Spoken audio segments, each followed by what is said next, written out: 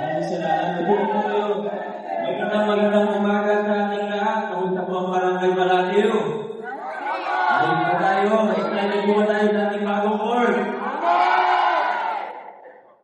Alam po, excited na kayo. Naka-jersey na nga kayo. Parang handa na kayo sa ating barangay council, SK, barangay staff, sa pangunan ni Kap Bobot. Maraming salamat sa pag-welcome sa amin ni Mong Manuman, Vice Mayor Dodot at Consul Simon. Ngayong umaga sa inyong barangay, sa lahat ng mga opisyalis, sa iba pang mga residente ng barangay Balatiw. Magandang umaga po. Ako po ay excited din, katulad ninyo.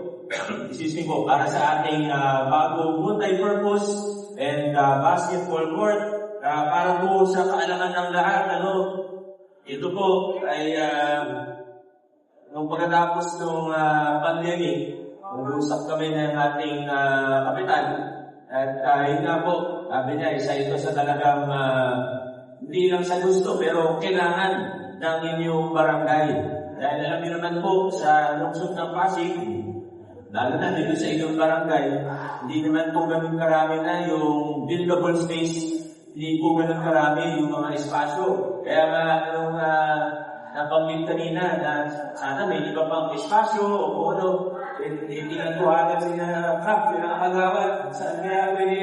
So, talagang mahirap maghanap ng espasyo dito sa inyong barangay.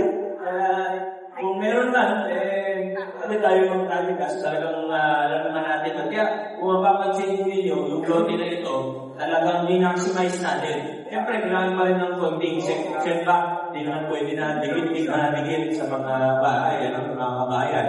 Pero hanggang sa kaya natin, talagang i-maximize natin. Kaya kung mapapansin mo ninyo, pati yung hagdanan natin sa labas.